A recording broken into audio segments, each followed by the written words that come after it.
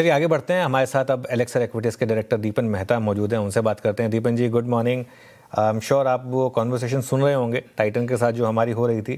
पहले तो टाइटन पर व्यू और गोल्ड ज्वेलरी कंपनीज पर व्यू, क्योंकि नंबर्स अच्छा है, लेकिन वो जो प्राइम मिनिस्टर ने कल लेट नाइट अपील की, उसका एक इम्पैक्ट गोल्ड ज्वेलरी स्टॉक्स पर। पहले इस पर आपका व्यू। अनुज, गुड मॉर्निंग और आपके शो पर इनवाइट करने के लिए बहुत बहुत धन्यवाद। आई थिंक जो सभी ज्वेलरी स्टॉक्स में काफी अच्छा करंट हमने देखा है पिछले कुछ क्वार्टर्स में। नतीजे भी बहुत ही बढ़िया आ रहे हैं। Gold prices are going up, इसका भी फायदा उनको हो रहा है in terms of higher making charges. और गोल्ड ओनरशिप और gold jewellery ownership has become bit of investment, जो कि उनके लिए बहुत ही अच्छी बात है। लेकिन ये सब साइकिल्स है और लग रहा है कि now it is kind of reaching a peak in this cycle in terms of gold prices और गोल्ड बाइंग ऑल्सो। तो मेरे ख्याल से इस लेवल पर, इस वैल्यूएशन पर I think doesn't make sense. Risk return profile आपको फेवर नहीं करता है, क्योंकि बेस इफेक्ट भी आ जाएगा और शायद अगले क्वार्टर्स इतने बढ़िया नहीं होंगे। I don't think you can get 40-50% growth every quarter after quarter. इतने बढ़िया नहीं होंगे, इसलिए थोड़ा सेंटिमेंट भी थोड़ा नेगेटिव हो सकता है। इसलिए although as a major of disclosure हमारा इन्वेस्टमेंट है टाइटन में और बाकी कुछ स्टॉक्स में, लेकिन on the whole we feel कि थोड़ा आपको ज्वेलरी इंडस्ट्री में थोड़ा आपको हल्का हो जाना चाहिए। एक एक्सेप्शन है, यूजुअल डिस्क्लोजर हम और हमारे क्लाइंट्स इन्वेस्टेड है। वो कंपनी का नाम है स्काई गोल्ड, जो कि रिटेल ज्वेलरी नहीं करती है, but they manufacture jewellery for all the large retail chains. Deepan ji नमस्कार, वीरेंद्र बोल रहा हूँ। ये एसबीआई के नंबर्स को आपने देखा होगा, बारीकी से पढ़ भी लिया। आई होप एसबीआई ने कितना डिसअपॉइंट किया आपको, और क्या उसी तरीके से आप पूरे पीएसयू बैंक्स को देखेंगे? अब लगातार देखिए कितने इश्यूज हो गए। I mean crude prices, then ECL norms, फिर उसके बाद एसबीआई के नंबर्स, आई मीन जिसमें आपके एनआईएम्स का 3% की स्लिप होना। आप एसबीआई को इन आइसोलेशन कैसे ट्रीट करेंगे और पीएसयू बैंक्स को कैसे ट्रीट करेंगे इस एपिसोड के बाद? देखिए वीरेंद्र, मेरी राय में ना बैंकिंग इंडस्ट्री एक रेड ओशन बन चुका है और बहुत ही ज्यादा कंपटीशन है वहां पर। और जो पीएसयू बैंक्स जो अब तक काइंड ऑफ स्लो ग्रोथ में थी, उनकी बैलेंस शीट की वजह से इतने एग्रेसिव नहीं थे इन लेंडिंग, अब वो भी मार्केट में आ गए हैं। तो अगर आप देखेंगे तो एक कॉमन ट्रेंड क्या है? एक कॉमन ट्रेंड ये है कि जो बड़ी बैंक्स है, इनका बैलेंस शीट बहुत ही बड़ा है, जैसे कि एसबीआई है, एचडीएफसी है, आईसीआईसीआई बैंक है, एक्सिस बैंक है, इंडसइंड है। इनकी growth definitely is now lower than the industry, और उनको आगे उनकी लोन बुक या डिपॉजिट बढ़ाने में बहुत ही चैलेंजेस आ रही है। Smaller banks are doing well, क्योंकि उनकी लोन, उनकी बेस इफेक्ट थोड़ी कम है, they are able to manage, और नए नए प्रोडक्ट्स, नए एरियाज में ब्रांच एक्सपेंशन की वजह से they are able to maintain the momentum. लेकिन on the whole banking sector में और लेंडिंग सेक्टर में मैं जरूर से थोड़ा कॉशियस होना चाहता हूँ, क्योंकि अगर आप देखेंगे तो इतनी सारी कंपटीशन की वजह से net interest margin growth rate पर जरूर से असर आ सकता है। और अभी तो हमने इफेक्ट देखा नहीं है because of the gulf war in the overall economy. तो आई वुड से कि ये जो नतीजे हम देख रहे हैं यहाँ पर, flattish growth in large cap banks, ये एक शायद स्ट्रक्चरल ट्रेंड बन सकता है। ओके, डॉलर का भाव 95 के पार वापस निकलता हुआ 95.13 पर आ चुका है।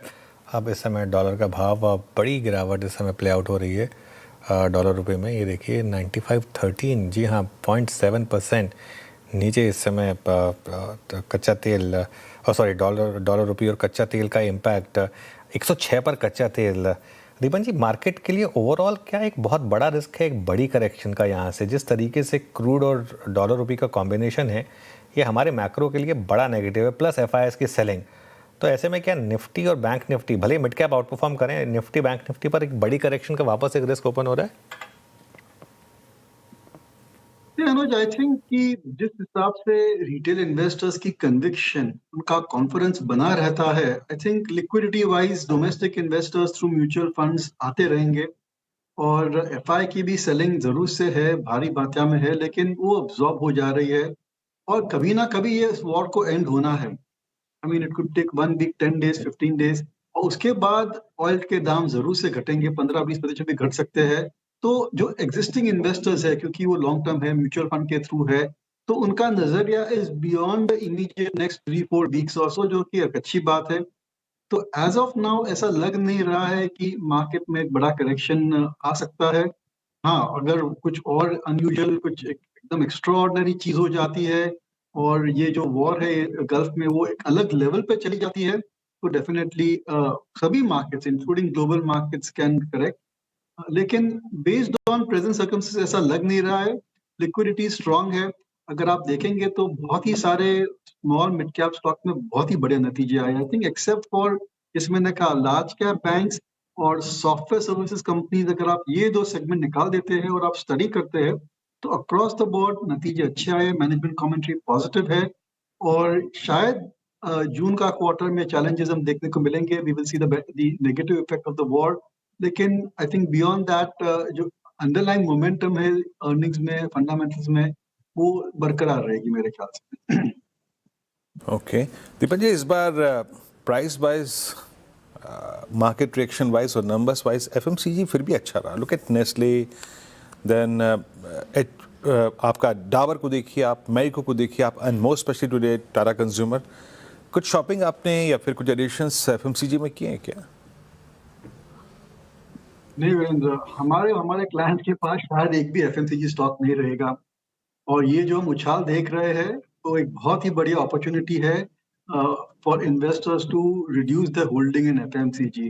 देखिए एफएमसीजी ने इतना बड़ा इतनी सारी वेल्थ क्रिएशन की है कि many investors are married to their FMCG stock. अगर आप पोर्टफोलियो देखेंगे तो उनके पास एचयूएल, नेस्ले, गोदरेज, मैरिको, डाबर वगैरह पड़े हुए हैं क्योंकि अच्छे रिटर्न दिए हैं पास में पिछले डेकेड में। लेकिन अब इनकी स्टोरी मेरे ख्याल से बहुत ही स्ट्रक्चरली स्टैग्नेंट और फ्लैट आउट हो गई है और इस सेक्टर को जरूर से आपको अवॉइड करना है। देखिए ऐसे अच्छे क्वार्टर्स आ सकते हैं, जीएसटी कट है, बेस इफेक्ट है, लोअर रॉ मटेरियल कॉस्ट है, एडवर्टाइजिंग कभी कभी कम कर देते हैं जिसकी वजह से you may see optically 1 or 2 quarters good numbers.